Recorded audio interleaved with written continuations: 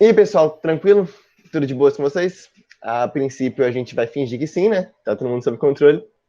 E a gente vai começar a aula de hoje, dessa semana, fazendo uma revisão de estaquiometria, fazendo alguns exercícios de estaquiometria junto com vocês, vai tentando aprender como é que a gente vai fazer para entrar na mente do avaliador e fazer aquele famoso come-mentes, né? O objetivo aqui é fazer isso, é comer a mente dos avaliadores e entrar na questão aí.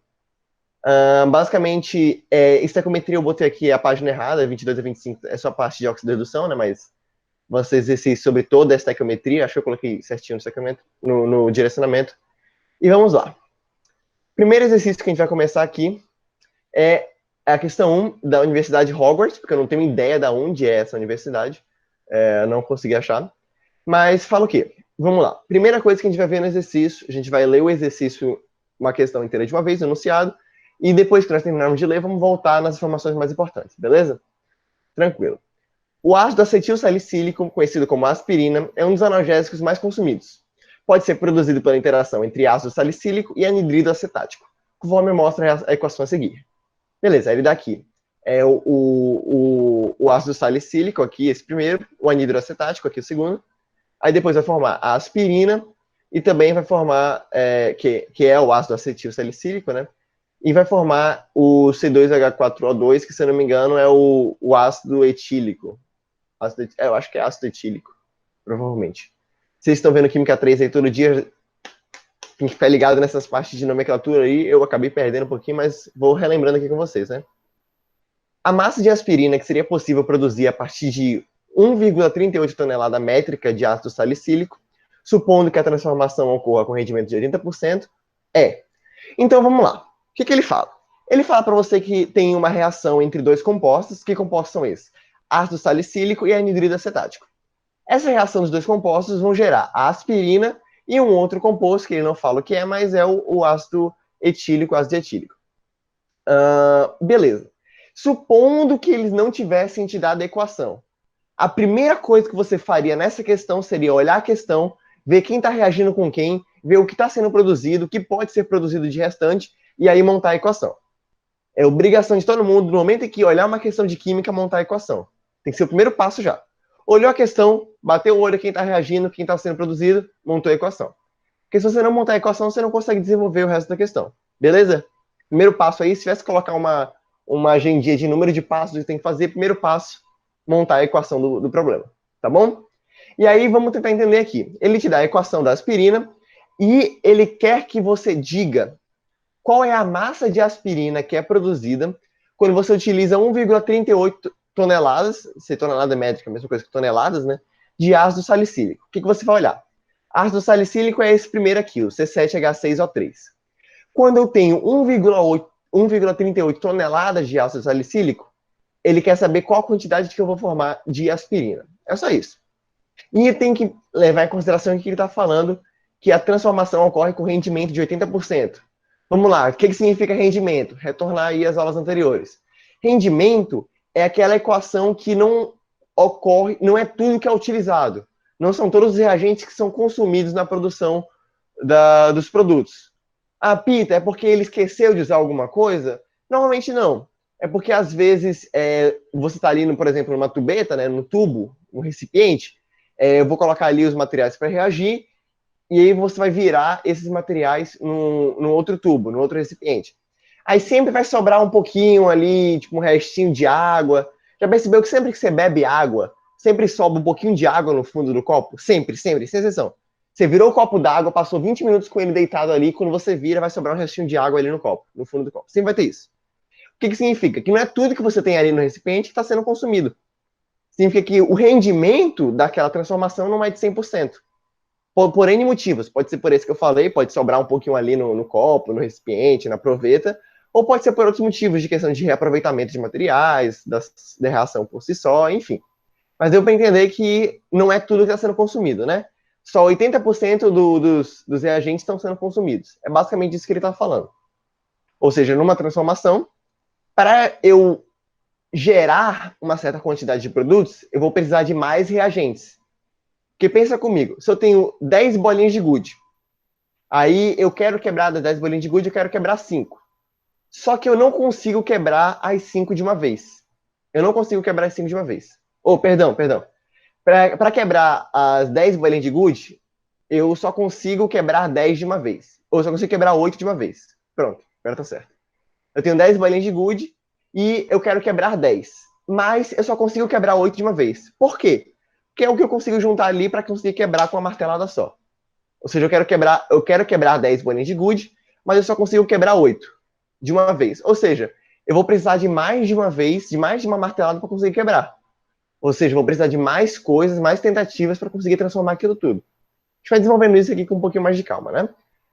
Vamos lá. Então, esses daqui são os dados que a questão te dá. Ele fala que o ácido salicílico, que é o C7H6O3, tem 138 gramas por mol, ou seja, a cada 1 mol de ácido salicílico eu vou ter 138 gramas.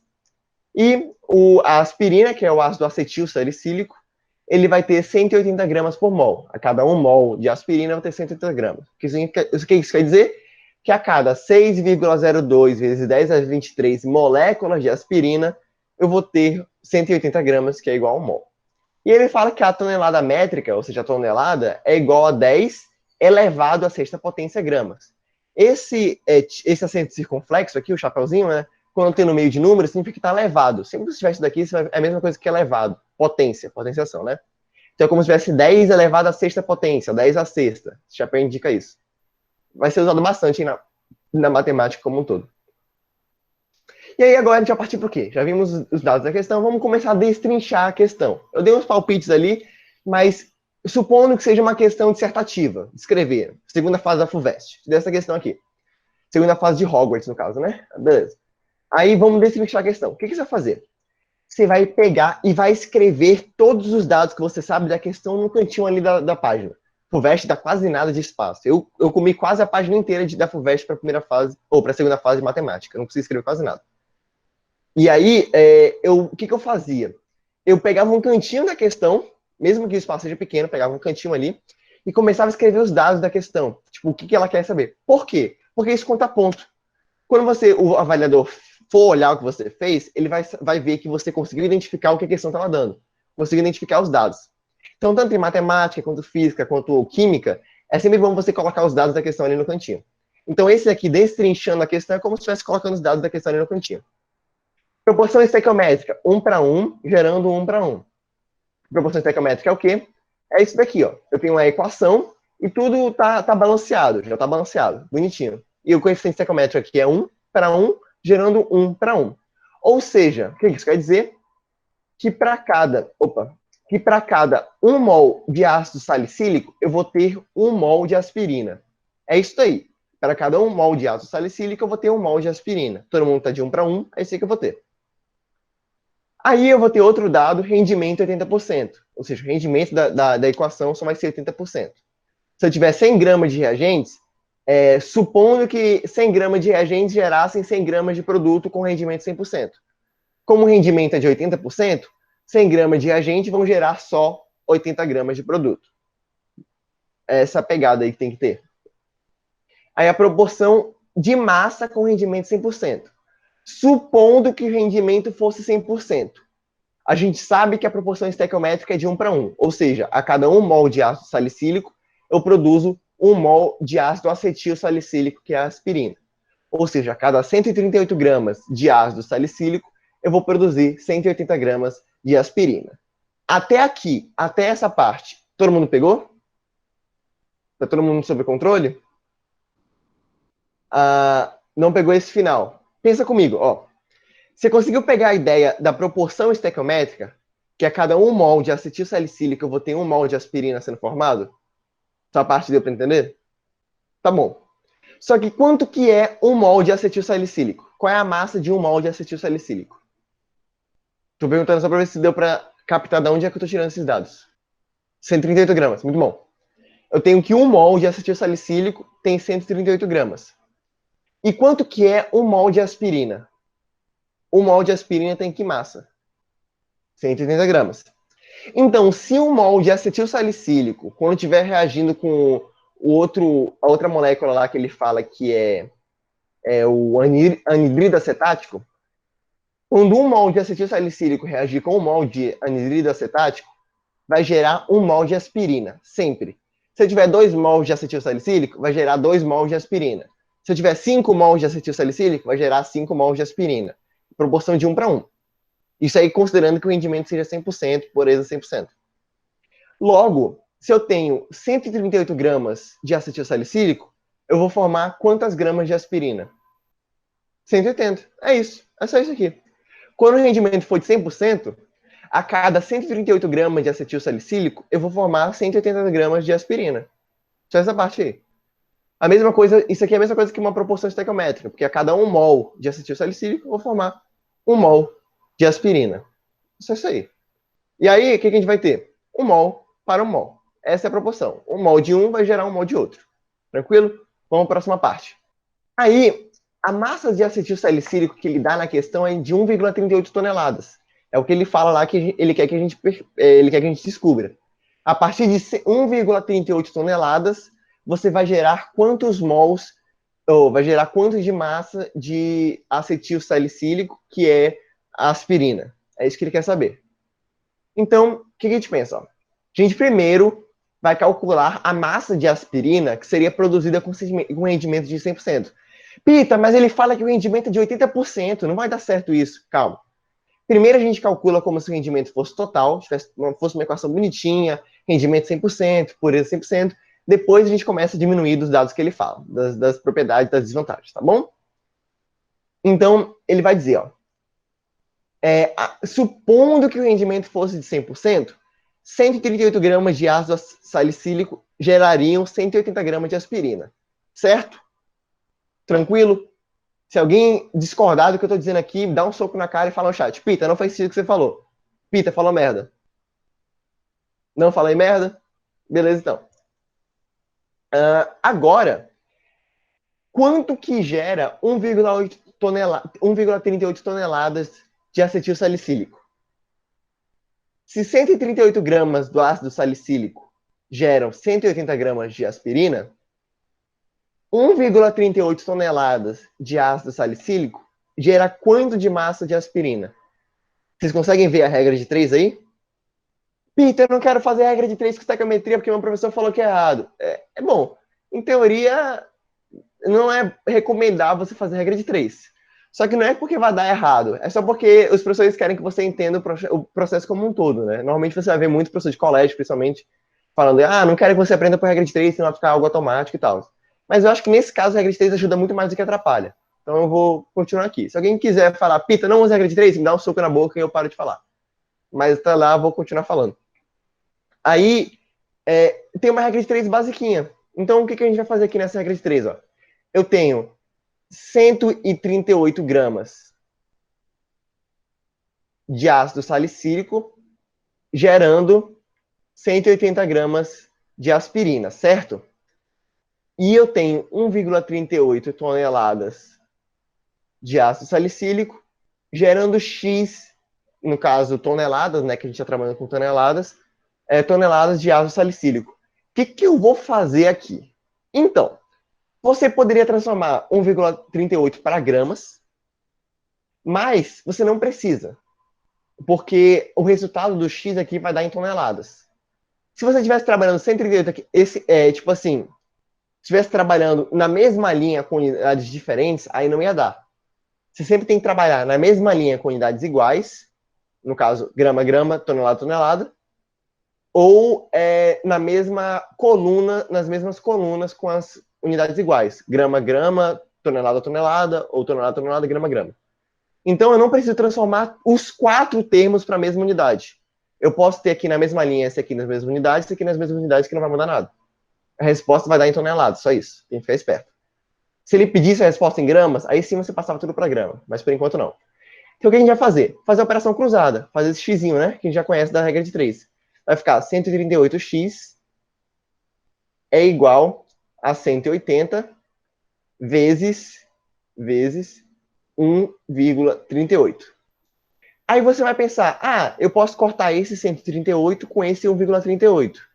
Que a resposta aqui vai dar 100, né? Vai ficar 100x é igual a 180. E o x vai ser igual a 1,8. Beleza? Regra de 3 simples aí, não tem nada demais. É basicamente essa a ideia. Então a gente vai entender que a partir de 138 gramas de ácido salicílico, você vai ter 180 gramas de aspirina. Então, a partir de 1,38 toneladas de ácido salicílico, eu vou ter 1,8 toneladas de aspirina, considerando que o rendimento seja de 100%. Aqui todo mundo pegou? Beleza? Alguma dúvida? Dívidas? Dívidas é um pouco mais complicado quando chega nessa parte, né? A gente começa a chorar um pouquinho. Mas, de boas. Vamos lá. E agora, ele fala que o rendimento não é de 100%, o rendimento é de 80%. Então, o que eu vou fazer? Eu vou, primeiro, calcular 80% do final. Do final. Eu vou considerar que massa seria produzida a partir do 80% de rendimento. Porque ele fala que, eu sei que 138 gramas com 100% de rendimento gerariam 130 gramas. Logo, 1,38 toneladas com 100% de rendimento gerariam 1,8 toneladas. Só que eu não tenho 100% de rendimento. Então, eu só tenho 80%. O que eu vou fazer? Eu vou calcular 80% vezes a quantidade que seria produzida pelo rendimento de 100%. Porque aí eu vou encontrar, sim, qual seria a quantidade final, com 80% de rendimento. Fazendo essa cálculo aqui, dá 1,44. É basicamente isso. Eu quero saber. Rendimento é basicamente aproveitamento, né? O que é aproveitado, o que é consumido. É isso daí. Deu para entender? A resposta, no caso, então, seria 1,44 toneladas de massa de aspirina, com rendimento de 80%. Se 100% é 1,8, 80% é 1,44. É só isso. Isso aqui é rendimento. A gente vai calcular sempre o rendimento com base na massa final que seria produzida a partir do rendimento de 100%. Tá bom? Podemos ir para a próxima questão? Se me deixarem no vácuo vai ficar difícil, hein? Beleza. Vou passar de questão. Próxima questão é... Tá bom? Uma das riquezas minerais do Brasil é a hematita, cujo principal constituinte é o óxido férrico, né, que é o Fe2O3, que é empregado na obtenção do ferro. Esse processo é feito em alto forno, usando-se o carvão como redutor em uma das reações ocorridas nesse processo. Foi mal. Em uma das reações ocorridas nesse processo, formam-se o metal e o monóxido de carbono. Beleza? E aí, o que ele fala aqui? Ele vai te dar uma reaçãozinha que é da hematita. Hematita é tipo um mineral, como se fosse uma pedra. E nessa pedra, eu vou ter o óxido férrico, como um dos principais constituintes. Óxido férrico, vou ter sujeira, pó, poeira, areia, concreto, um monte de coisa. E aí, junto, eu vou ter o óxido férrico, né? E ele fala o quê? Basicamente, ele vai decompor esse óxido férrico através de um processo de redução, usando o carvão. Tem carbono, né? E ele fala que nessa reação vai formar o metal é o ferro, né? Obviamente, estou trabalhando com ferro, e o monóxido de carbono. Beleza? Primeira coisa que você vai fazer antes de pular para as alternativas é fazer o quê? Me diz aí. Primeira coisa, você bateu o olho na questão, identificou a reação, você vai fazer o quê? Vamos lá. Montar a equação. É isso aí. Olhou as substâncias, viu o que está reagindo com o que, vai montar a equação. Então ele fala que eu tenho a hematita, que o principal constituinte é o óxido férrico, né, o Fe2O3, vai ser reduzido, ou seja, vai ter um processo de óxido-redução pelo carvão. O carvão é o agente redutor. O carvão é aquele que vai causar a redução no óxido férrico, logo, ele é o agente redutor, vai sofrer uma oxidação. E vai produzir ferro, que é o metal, e monóxido de carbono. Então, basicamente, o que eu vou ter aqui na equação vai ser isso daqui, ó. O Fe2O3 mais o carbono, gerando o Fe mais CO. Beleza? Vamos balancear essa equação aqui bem rapidinho.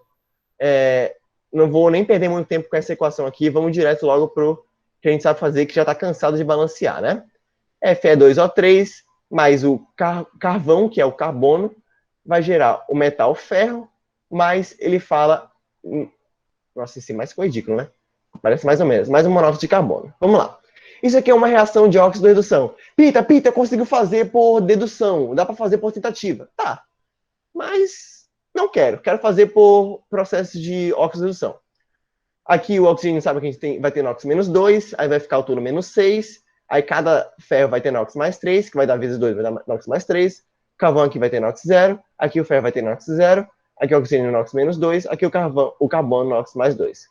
Então o ferro ele está reduzindo, indo de mais 3 para 0, mudando em 3 os elétrons, e o oxigênio está... Opa, não, fiz merda, era o carbono, né? Vixe, espera, deixa eu fazer. E o carbono está vindo de 0 para mais 2 oxidando. Ou seja, aqui só tem um átomo de ferro nos produtos e um átomo de carbono nos produtos. Vou usar, então, vezes 1, vai ficar 3. E vezes 1 vai ficar 2. Então, essas são as diferenças resultantes. Então, eu vou meter bem aqui o 2 no ferro, o 3 no carbono, vou aplicar o macho. Tem 2, 2 tá certo. Carbono tem 3 aqui, eu vou botar 3 aqui. E aí o oxigênio já vai estar certo, beleza? Essa é a equação balanceada, então já balanceamos a equação, temos isso daqui. Aí, agora a gente vai começar a analisar as questões. Montamos a equação, vamos começar a analisar as questões, até porque tem 3 alternativas, né? A, B e C. Alternativa letra A, de 1 por 1. Calcule a massa de hematita necessária, considerando o teor de óxido férrico de 63% para a obtenção de 5 toneladas de ferro. O que é esse teor de óxido de ferro de 63%? É a pureza do ferro. Ou seja, em 100 gramas de hematita, eu só vou ter 63 gramas de óxido férrico. Pita, o que são os outros 37 gramas? É poeira, areia, concreto, argila, outras coisas que não são óxido férrico. O que importa para a gente é o óxido férrico. Então, toda vez que eu tiver 10 milhões de toneladas de... 100 milhões de toneladas de hematita, eu só vou ter 63 milhões de óxido férrico. O resto vai ser outras coisas. Que o teor de óxido férrico na hematita é 63%. Você vai acontecer a mesma coisa com a ferrita, com a estalactite, mangalactita. Isso são normalmente minerais que dentro deles tem outras coisas. Beleza? É só isso. Ou seja, 63% é a pureza de óxido férrico que eu tenho nessa substância de hematita. Então vamos destrinchar a letra A. Isso aqui é aquilo que você colocaria no cantinho da questão ali. Proporção estequiométrica entre o óxido férrico e o ferro, que é o que ele quer saber na primeira questão, né? Ele pergunta, ele quer saber a massa de hematita a partir de uma massa de ferro. Então, eu vou gerar 5 toneladas de ferro com quanta de massa de hematita? É isso que ele quer saber, basicamente.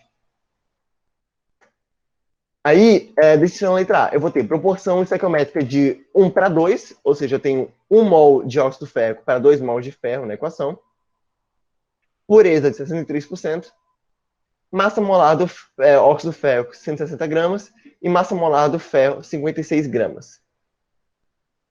Proporção de massa com pureza 100%. Eu tenho 160 gramas de óxido férrico para cada 112 gramas de ferro. Ou seja, o que isso quer dizer? Eu vou considerar que a pureza e que o rendimento aqui são 100%. Considerando que tudo é 100%, a cada 160 gramas de óxido férrico, eu vou formar 112 gramas de ferro. Mas, Pita, a massa molar do ferro é só 56 gramas, cara. Calma, moleque chato. Eu tenho só 112 gramas porque eu tenho 2 mols de ferro para cada 1 mol de óxido férrico. Então, a proporção estequiométrica vai ter que ser respeitada aqui na massa também. Por isso que eu vou ter que falar de uma proporção de massa. A cada 160 gramas de óxido férrico, eu vou ter 112 gramas de ferro. Beleza? Primeira parte da letra A feita, né?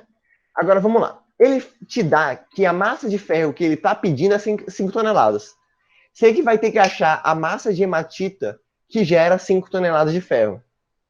Então, primeiro vamos calcular como se a pureza fosse 100%.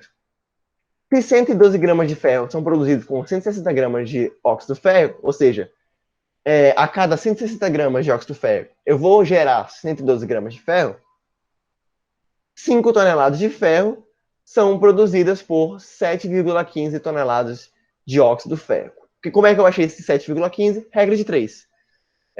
Eu sei que todo mundo aqui já deve ter uma ideia de como é que faz a regra de 3, mas vou mostrar mais uma vez só para garantir, né? Eu tenho que 160 gramas de óxido férrico geram 112 gramas de ferro, logo, X gramas de óxido férrico geram 5 toneladas, isso aqui é grama, grama, 5 toneladas de ferro, né? Vou fazer a operação cruzada, aí vai dar no final que X vai ser igual a 7, quanto? 7,15 toneladas. Alguém não entendeu aqui? Pode dar um soco na boca aí, sem medo. Como é que eu fiz para achar essas 7,15 toneladas? A ideia é basicamente essa. Não? Tá bom. Vamos para a próxima, então. Uh, como a pureza é de 63%, eu preciso considerar que o óxido férrico calculado seja acima da massa pura de óxido férrico da hematita total. O que ele pede no exercício? Ó, tem que ficar sempre ligado o que ele pede. Ele quer saber a massa de óxido férrico que vai gerar 5 toneladas de ferro. É isso aí. Ele quer saber a massa de óxido férrico que vai gerar 5 toneladas de ferro. Nossa, tô com uma espinha doída pra cacete. Enfim, aí a gente achou que se a pureza da hematita fosse de 100%, eu teria que a cada 7,15 toneladas de hematita, eu teria 5 toneladas de ferro, porque a massa de hematita seria a mesma de óxido férrico. Só que a massa de óxido férrico dentro da hematita é só de 63%. Então, eu vou considerar que o óxido férrico aqui seja a massa pura do óxido férrico na hematita total. Como assim, ó? Eu vou falar que 63% da hematita é 7,15 toneladas, porque é exatamente isso. Eu tenho que achar uma massa total de hematita que contenha 7,15 toneladas de óxido férrico, que é o óxido férrico que vai interagir direto. Ou seja, é como se tivesse isso daqui, ó. Ah, não, vou usar isso daqui mesmo. É como se tivesse uma bola gigante. Isso aqui é um gráfico, na real, né? Isso aqui é um gráfico. E aí, tá aqui, isso aqui é o gráfico. Isso aqui tudo, a bola como um todo, é hematita. Só que só o que está em vermelho da hematita é o óxido férrico. E só isso que vai interagir com a. Só isso que vai interagir de fato com o carvão para gerar o ferro, que é o que a gente quer saber, né? Então, eu vou ter que saber, eu vou ter que fazer com que 7,15 toneladas de óxido férrico seja 63% da hematita total. Se o rendimento fosse de 100%, 7,15 toneladas de óxido férrico seria igual a 7,15 toneladas de hematita, porque o rendimento, a pureza seria 100%. Eu não ia ter nenhum grão de argila, não ia ter nenhum grão de madeira, de metal ali, aleatório. Então, como a pureza é só de 63%, só 63% da hematita como um todo vai representar 7,15 toneladas. E aí eu vou ter que achar essa massa total para achar a massa de hematita. Ou seja, tem uma outra massa aqui que é de areia, ferro e tal, que eu não sei. Eu vou chamar de Y, não preciso saber essa massa especificamente. Mas esse 7,15 mais Y é a massa de hematita total, que é isso que a gente quer saber. A massa de hematita total. É o 7,15 toneladas mais o Y, que é a massa de areia que tem ali. Então, o 7,15 vai ser 63% do total. Isso que vai calcular, ó. 63% do total, que é hematita, é igual a 7,15 toneladas de óxido férrico. Logo, fazendo a conta, né, eu vou passar esse 63% dividindo, vou achar que a massa da hematita total, ou seja, do óxido férrico, mais a poeira, a argila que está ali, é igual a 11,34 toneladas. Deu para entender? Você não entendeu isso? Você não entendeu essa parte da pureza, né? Essa parte da pureza que você não entendeu. Pensa comigo, ó. Ele quer saber. Não, essa parte do gráfico aqui, você entendeu? Só 63% da hematita que é óxido férrico. O resto é areia, tanto faz. Mas só 63% da hematita total é óxido férrico. A areia, a madeira, não interage com o carvão para gerar o. Não interage com o carvão para gerar o ferro. Só o que interage com o carvão é o óxido férrico. E o óxido férrico é 63% da massa total de hematita. Por que você definiu 63%? Porque ele fala que a pureza da hematita é de 63%. Ou seja, só 63% da hematita é óxido férrico. O resto é outras coisas. E só o óxido férrico que vai interagir na reação. Só 63% da hematita geral pode ser o óxido férrico. Então, isso daí a gente vai calcular do todo. É como se estivesse fazendo 63% é igual a 7,15, assim como 100% é igual a x, que o x é o que a gente quer saber. Pode ligar o mic, Leandro. À vontade. Então, é basicamente você meio que está tentando fazer com que ele todo em si vale 100%. Então a gente sabe que ele, tipo, essa parte dos 7,15 é o todo dele, mas a gente acaba definindo só. Ah, eu não sei explicar, porque esse negócio é muito confuso, mas eu acho que eu entendi, assim, tipo, te definiu que só aquela parte vale 63% do total mesmo. Isso. É isso aí. É isso mesmo. A gente Nossa, só quer saber. Pode É, falar. por- é porque fica diferente do outro exercício, por exemplo, que a gente definiu ele todo como 100%. Nesse, a gente meio que subdividiu para ele virar 63. Isso. Tem que ficar ligado quando que é rendimento e quando que é pureza nesse exemplo aí, ó. O Leandro falou uma coisa legal. Quando for rendimento, você vai calcular do resultado final. Porque nem tudo que você tem pode ser consumido. Só uma parte do que você tem vai ser consumido. Aqui não. Você vai fazer do resultado inicial justamente porque é só uma parte do que você tem, não é nem que seja consumido, mas que é utilizado. É meio difícil de entender assim. Mas basicamente na pureza, você vai fazer de uma porcentagem para a porcentagem de 100%, e no rendimento você vai fazer da porcentagem de 100% para a porcentagem inicial. Essa multiplicaçãozinha aqui, ó, é o que vai definir, ó. Na pureza, você vai fazer a porcentagem de pureza vezes o total para achar a quantidade que vai reagir. E no rendimento, você vai calcular o porcentagem de rendimento vezes o total para achar o que foi consumido, o que foi produzido. É basicamente isso. Talvez o que eu tenha dito agora tenha confundido um pouquinho mais vocês, mas eu espero que tenha entendido quando eu falei da primeira vez. Professor, Pode então falar. essa primeira equação é, você calcula tanto reagente quanto produto, os dois a 63%. Não. Ele fala, muito interessante, Carolina. E, galera, não precisa me chamar de professor, não, tá? Pode chamar de Pita mesmo. Eu não tenho nem idade para ser professor. Tô mais conversando aqui, mas tudo bem. Beleza. Ah, basicamente, a pureza é só do reagente. A Caroline falou basicamente como se ela tivesse entendido que a pureza vai ser aplicada aos produtos também. Mas ele fala no exercício que a pureza é só da hematita. Ele fala aqui, ó, a hematita tem pureza de 63%, ou seja, só 63% da hematita que vai ser óxido férrico. Nos produtos não. Tudo que for produzido nos produtos vai ser puro. O ferro, quando for produzido pelos produtos, vai ter que ser produzido puro. Ferro puro. A mesma coisa o monóxido de carbono, que faz parte da equação também. Vai ser produzido puro. Então, a pureza, quando você vai aplicar sempre nos reagentes. O rendimento você vai aplicar sempre nos produtos. É basicamente essa, no geral, assim, no geral, é isso que quer dizer. Deu para entender, Carol? Entendi, professor. Obrigada. Beleza. Ai, pita. Tranquilo, relaxa.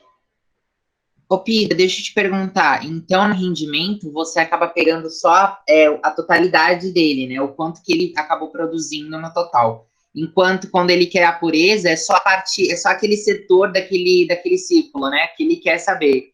Ah, É agora isso faz aí. sentido. É isso aí. Beleza. Rendimento é aquilo que é produzido. Pode ver, o que você rende na escola. Você está rendendo quando você está produzindo muito. Você está rendendo quando está fazendo exercício, está rendendo quando está fazendo prova muito bem, quando você está na atividade, ou seja, quando você está produzindo. A pureza já tem mais a ver com o que você é, já tem outra coisa. Então, não sei se. Acho que para identificar o rendimento é um pouco mais fácil. Mas vamos lá. Eu poderia continuar essa questão com os exercícios A e B, mas eu acho que basicamente tem a ver com essa questão de pureza também, o exercício B. Então eu quero pular logo para outra parte, já que a gente está sem tempo. Tanto o B quanto o C quanto o D, quanto o B quanto o C quanto o A são tudo de rendimento, né? Então eu quero ir logo para rendimento não, de pureza, para outro exercício. Um exercício bem grande até, né? Então vamos lá. Aqui, ITA. O cara vai olhar que a questão vai falar ITA. Nossa, ITA, me fudi, não dá, velho. Não consigo fazer a questão do ITA. Relaxa, não é ITA lá de aeronáutica e tal. É ITA de Itaquá, Itacoatiara, Itaquera. Relaxa, fica de boa, tá bom? Vamos lá. O rótulo de um produto de limpeza diz que a concentração de amônia, NH3, é de 9,5 gramas por litro. Com o intuito de verificar se a concentração de amônia correspondente à indicada no rótulo, 5 ml, desse produto foram titulados com ácido clorídrico de concentração 0,1 mol por litro. Tá. O que é titulados? Titulados, a gente já viu em estequiometria com soluções. Para quem não viu ainda a aula de estequiometria com soluções, de estequiometria avançada, tá tudo lá no canal do YouTube do Química Arcadas. Eu não consegui dar essa aula direito na semana básica, porque foi muito corrido. Mas, basicamente, tem todos os exercícios lá, tem as partes da explicação. Mas, basicamente, titular significa você neutralizar. Você pega um composto que você sabe a concentração dele e você joga em outro que você não sabe, para poder neutralizar. Se for um ácido, para deixar mais básico, se for uma base, para deixar mais ácida, e assim vai. Titular significa neutralizar, beleza? Então, eu tenho que 5 ml do produto, que ele fala que é o produto detergente, né, produto de limpeza, foram titulados com ácido clorídrico, HCl, de concentração 0,1 mol por litro. A concentração do ácido clorídrico é de 0,1 mol por litro. Para consumir toda a amônia dessa amostra, foram gastos 25 ml do ácido. Ou seja, eu gastei 25 ml de HCl, a concentração de 0,1 mol, para titular a amônia, para neutralizar a amônia, para consumir a amônia. Tudo isso são sinônimos, certo? Estou reagindo ali para causar uma neutralização. Com base nas informações abaixo, ou acima, sempre que eu falei abaixo, qual a concentração da solução calculada com os dados da titulação? E a concentração indicada no rótulo é correta? Então, beleza, o que ele quer saber? Ele quer que a gente dê a concentração do produto de limpeza. É isso que ele quer que a gente faça. Toda vez que ele te der um produto que tem uma concentração X e um volume Y, né, você vai pegar um outro produto, você sabe a concentração, que você sabe o volume, e vai misturar com o primeiro. A partir disso, você vai ter uma neutralização, uma titulação, até chegar num ponto que você conhece a concentração desse produto novo. Essa é a ideia aí. Beleza? Aí, destrinchando a questão, o que nós vamos ter? Primeiro, a equação, né? Tem que fazer sempre, que é da amônia, NH3, reagindo com HCl, ácido clorídrico, gerando o gás amônio, NH4, e o cloro 2. Isso aqui também é uma reação de óxido-redução, fazendo a reação de óxido-redução bonitinha. Você vai ter 2NH3 mais 2HCl mais 2NH4 mais um Cl2, né? Essa é a equação balanceada bonitinha da Universidade de Itaquera. Aí, destrinchando a questão, o que a gente vai ter? Primeiro, isso aqui você sempre tem que colocar nessas questões de dissertativa.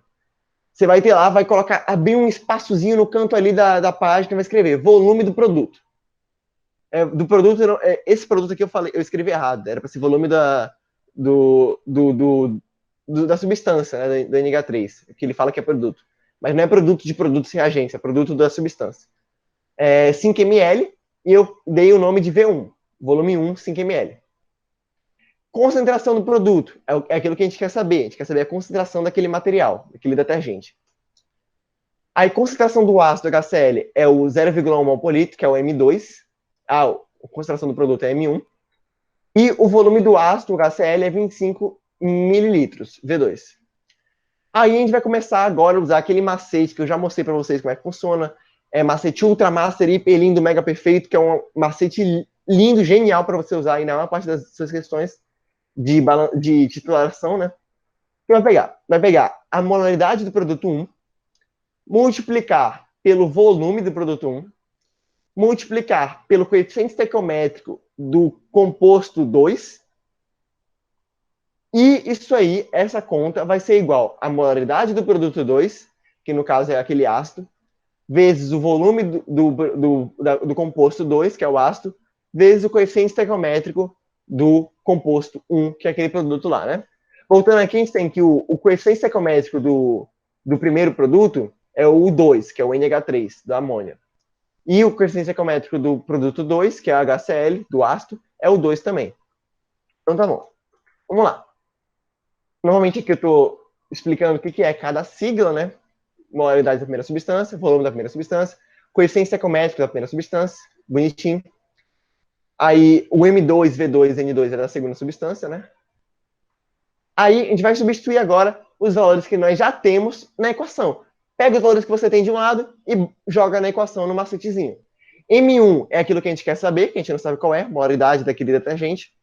5 é em mililitros o volume 1. 2 é o coeficiente estequiométrico da segunda substância. M2 é a concentração do ácido HCl.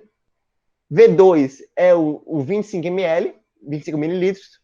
E N1 é o 2, que é o coeficiente estequiométrico da primeira substância. Vamos lá. Eu já falei isso na primeira aula, mas essas unidades de medida que estão aqui, elas não precisam ser todas em litro, todas em ml, todas em grama, não precisa. Você só precisa que as unidades de volume de um lado e de outro sejam iguais e de consideração de um lado e de outro sejam iguais também. Ou seja, se eu estou trabalhando aqui com ml, aqui tem que ser ml. Se eu estou trabalhando com litro, aqui tem que ser litro. Na concentração, se eu estou trabalhando em mols por litro, aqui tem que ser mols por litro. Se eu estou trabalhando em gramas por litro, aqui tem que ser gramas por litro. Tá bom? Só para lembrar isso daí.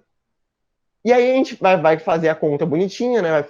Vai multiplicar tudo e vai achar que M1 é igual a 0,5 mols por litro. Aí, o que ele quer saber na questão? Ele quer saber qual é a concentração em mols por litro do detergente do produto de limpeza. Concentração em mols por litro do produto de limpeza é 0,5 mols por litro, tá bom? Só que ele também quer saber outra coisa. Ele quer saber se a concentração que está dizendo no rótulo da garrafa está certa. Qual é a concentração que ele diz no rótulo da garrafa? Ele fala 9,5 gramas por litro. É isso que ele diz. Então a gente vai ver se isso daqui é igual a 0,5, a 9,5 gramas por litro. Como é que eu vou saber isso? Eu vou calcular primeiro a massa molar do NH3. Qual é a massa molar do NH3, do gás amônio? Do nitrogênio é 14 gramas e de cada hidrogênio é 1 grama. Ou seja, NH3 é 17 gramas por mol. Eu tenho 17 gramas por mol de NH3. É a massa molar do gás amônia. Só que eu tenho meio mol. Se em 1 mol eu tenho 17 gramas, em meio mol eu tenho quantos? Só ver, né? Se em 1 mol de NH3 a massa molar vai ser 17 gramas, em meio mol de NH3 eu vou ter 8,5 gramas. Isso daqui é igual ao que ele te dá na questão? Não é. Ele fala lá que é 9,5 gramas por litro a concentração do pote. Então tá errado lá a concentração do produto, da substância, né? É uma questão que, essa questão, por mais que seja do ITA, é muito fácil, não é uma questão muito difícil. Se você aplicar um macetezinho bonitinho, é bem tranquilo. Por isso que eu falei que não é Instituto de Tecnologia da Aeronáutica, é a Universidade de Itaquera, né? Eu tenho, inclusive, um amigo que mora em Itaquera, eu fui visitar ele uma vez aí. Conheci ele muito tempo atrás, fui visitar ele quando fui morar em São Paulo. Passei 2 horas e meia para chegar lá, do centro até Itaquera, foi bem complicado. Itaquera não, Itaquá. Itaquá. Enfim, deu para entender essa questão aqui, como é que aplica o macete? O pessoal que são dos alunos ouvintes, eu peço perdão porque não deu para explicar a estequiometria com soluções tão a fundo assim. Mas, se vocês estiverem com bastante dúvida ainda, dê uma olhada lá no site do YouTube, no canal, que tem bem explicadinho, tanto estequiometria com soluções, quanto estequiometria avançada, todos os pontos. E eu acho que algumas questões, já que eu não expliquei tão a fundo para vocês, podem ficar mais difíceis da lista que eu passei agora. Então, deem uma olhada lá. E se vocês falaram, Pita, você explicou aqui no vídeo, mas explicou mal pra caralho. Aí eu mando mensagem pra mim, dou uma respondida, dou uma explicada, e aí fica mais de boas, beleza? Ah, você é de Itaquá, Caroline. Legal. É bem longe, né? É bem complicado chegar em Itaquá. Do centro pra lá foi 2 horas e meia. De metrô ainda, né? Mas tudo bem. Eu me perdi também no caminho, né? Mas enfim. A Cintia pediu para explicar de novo a parte do NH3. Tá falando da massa do NH3? Sim, então, a gente encontrou que a molaridade do NH3 da substância é de 0,5 mols por litro. Beleza? Então, a gente tem 1 litro desse produto de limpeza. Certo? Então, ele quer saber qual é a concentração disso em gramas. É só isso. Ele te dá a concentração em mols por litro e ele quer saber a concentração em gramas. Em gramas por litro. Se a concentração 1 mol de NH3 é 17 gramas, 1 mol de NH3 tem 17 gramas, porque a massa do nitrogênio é 14 gramas por mol e a massa do hidrogênio é 1 grama por mol. Então, 14 mais 3 vai ficar 17 gramas. A cada 1 mol de NH3, eu vou ter 17 gramas desse composto. Só que a concentração é 0,5 mol. Ou seja, se eu tenho 0,5 mol de NH3, isso aí é o equivalente a quantas gramas? Eu tenho que 0,5 mol de NH3 é o equivalente a 8,5 gramas, que é a metade de 1 mol. Eu tenho a metade de 17 gramas, que é 8,5. Aí a massa em gramas por litro, a maioridade. Mas sempre vai ser 17 gramas, é só nesse caso. Então, a massa molar do NH3 sempre vai ser 17.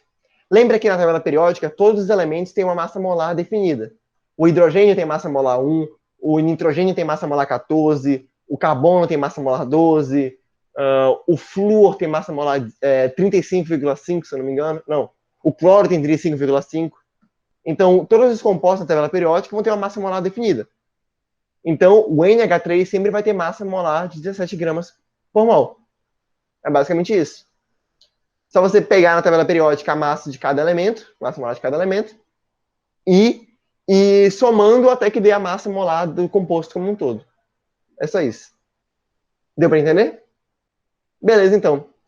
Então é isso daí, galera. Essa é a aula de hoje. Peter, você não falou o exercício B e C lá da questão 2. Então, se você quiser pegar os slides para tentar fazer o exercício B e o exercício C, pode pegar, tem tudo o passo a passo bonitinho de como eu fiz cada questão, né? Então, mais de boas, mas a forma como eu fiz foi do mesmo jeito que eu fiz a questão A letra A desse exercício aí dos filhos da PUC. Então, se você quiser fazer depois para treinar mesmo, ver se você entendeu a letra A direitinho, pode fazer, tem o gabarito tudo. Se tiver alguma dúvida, pode mandar mensagem para mim. Não esqueça de aparecer nos plantões. Os plantonistas estão reclamando pra gente que não tem quase ninguém pros plantões, então apareça nos plantões. Eu vou puxar a orelha de vocês se vocês não aparecerem. E a ideia é isso aí, galera. Qualquer coisa, estou aqui, aos prantos, esperando por vocês. E qualquer coisa, só manda um zap. Tá bom?